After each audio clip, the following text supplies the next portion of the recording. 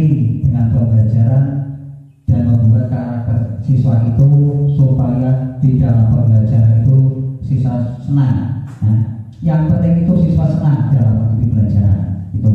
Jangan sampai siswa itu nanti merasa terintimidasi, apalagi kita sebagai guru harus mengontrol dengan teman yang lain. Apabila ada permasalahan, kita sebagai guru harus mendampingi.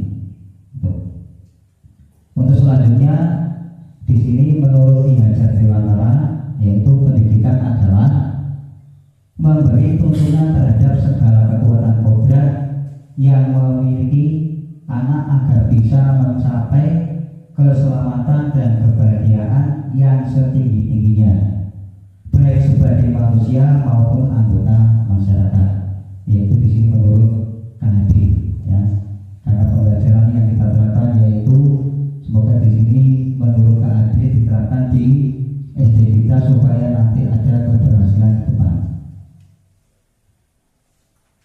Ini masih menurut Ki Hajar Dewantara, yaitu pendidikan ibarat sebagai petani. Petani harus mampu merawat padi yang ditanam agar dapat tumbuh dengan baik. Dan ibarat petani itu adalah kita sebagai guru, padi itu adalah muridnya. Nah, guru di sini padi dipupuk dengan petani, ya. Nah, itu supaya padi itu tumbuh subur dan menjadi bagus. Dengan kita sama, dengan peserta didik kita juga sama. Kita pupuk dengan pembelajaran, didampingi sampai dengan sukses dengan karakter siswa yang baik, maka akan menjadi kesuksesan dalam pembelajaran terutama di SD kita. Di sini juga petani tidak akan mampu merubah padi menjadi jagung, tetapi bagaimana caranya seorang petani itu merawat padi atau jagung supaya menjadi padi yang baik atau jagung yang baik. Nah, ini sebagai contoh gambaran menurut Ki Hajar Dewantara bahwa kita diibaratkan sebagai petani yang menanam padi itu. Nah, ibarat kita dicontohkan seperti itu. Untuk yang selanjutnya, apa yang berubah dari paradigma belajar? Yang pertama, mengubah pembelajaran yang terjadi berpusat pada guru menjadi berpusat pada murid. Nah, ini mengubah pembelajaran yang tadinya berpusat pada guru, nah diganti sekarang itu dengan berpusat pada murid. Yang kedua, menghargai perbedaan dan karakter siswa. Nah, kita sebagai guru dengan banyaknya siswa yang di kelas, kita tidak boleh membeda-bedakan karena siswa haknya sama, yaitu mendapat pembelajaran itu, ya. Dengan karakter siswa yang berbeda-beda, kita juga sebagai guru harus mengerti, karena dengan siswa yang lain pasti siswa itu berbeda karakter, tidak mungkin sama itu. Yang selanjutnya, menciptakan pembelajaran yang menarik agar murid senang. Nah, itu kita juga menawarkan pembelajaran yang menarik dan menyenangkan.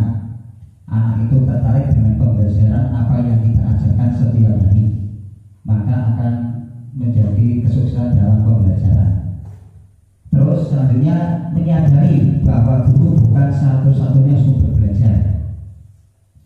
Yang terakhir itu menuntun siswa dengan mengembangkan minat dan bakatnya. Itulah, ya, yang perubahan paradigma belajar sampai ini, yaitu ada 5.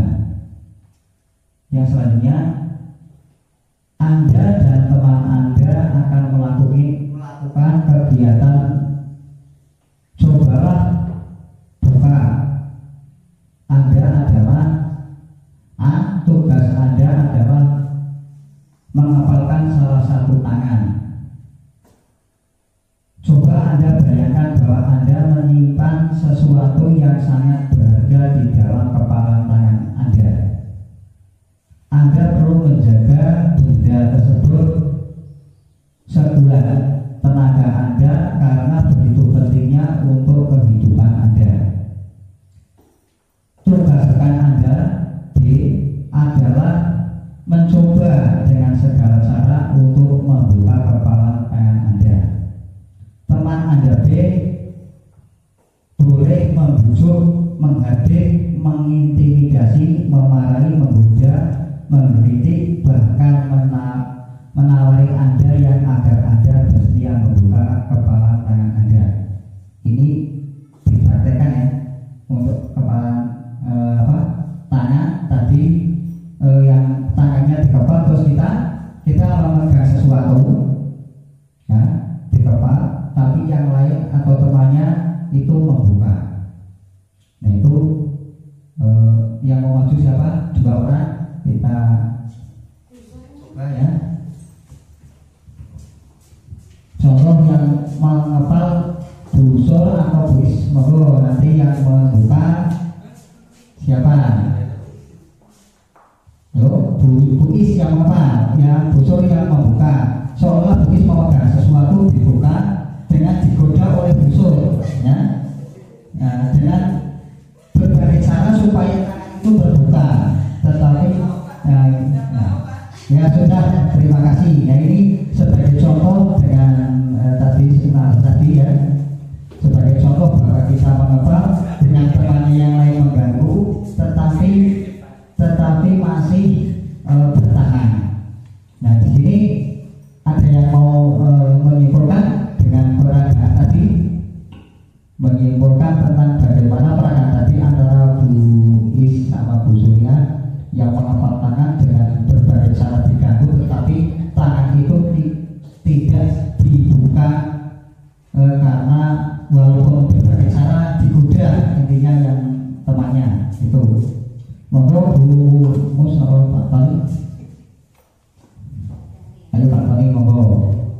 Intinya bagaimana ini tadi dengan prakteknya dari busur dan buis ke depan dengan mengepal tangan, busur menggoda tapi buis tetap mengepal tangan, di tangan itu tidak dibuka. Itu dari yang saya lihat tadi Bapak, ketika kelima jari bersatu untuk mengepal, mau dibuka dengan cara seperti apapun tidak akan berhasil. Lain halnya jika yang mengepal hanya 2 jari atau 3 jari yang ditekuk, maka akan mudah sekali untuk terbuka ketika dipaksa untuk dibuka. Dari sini kita bisa melihat bahwa ketika kelima jari itu bersatu mengepal, maka dari persatuan itu akan menjadi kuat sehingga sulit untuk digoyahkan. Terima kasih. ya, terima kasih tadi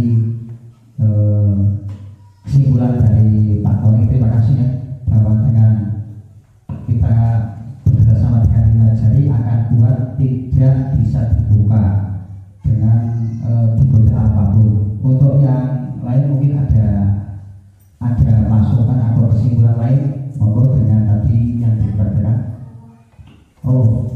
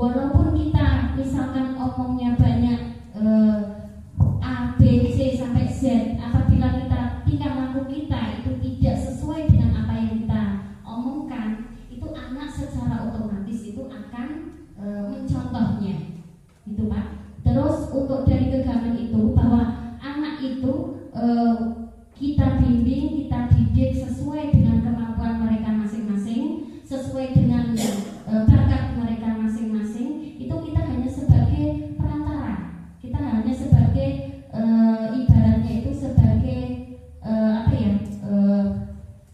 salah kali, hanya sebagai kita hanya memberikan bukan penentu. Pendidik itu bukan penentu. Anak harus seperti ini, itu tidak boleh. Kalau pendidik tidak seperti itu, tapi kita berusaha memberikan yang terbaik, yang baik untuk anak. Kalau misalkan anak itu tidak bisa, itu dengan apa? Dengan cara setelah itu kita harus dengan berdoa. Nah, apabila setelah itu tidak bisa, ya kita serahkan kepada yang lebih kuasa. Intinya bahwa pendidik itu hanya sebagai perantara atau sebagai penuntun, itu menurut Ki Haji Adiwanda. Terima kasih Pak. Terima kasih Bu Isya sudah memberikan banyak masukan kesimpulannya. Tadi dengan Pak Tony sudah banyak sekali. Maka dengan intinya kita sebagai pendidik itu bukan penentu.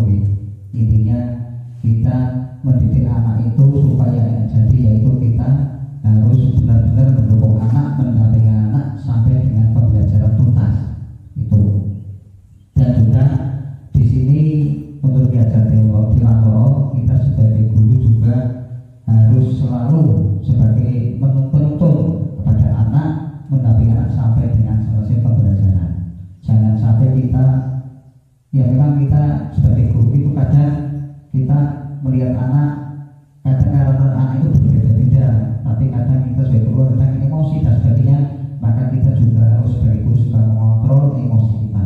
Jangan sampai kita memberikan anak itu yang tidak menyenangkan di dalam pembelajaran. Itu terima kasih kepada Bapak Ibu yang sudah memberikan masukannya banyak sekali untuk kita saling sharing di sini.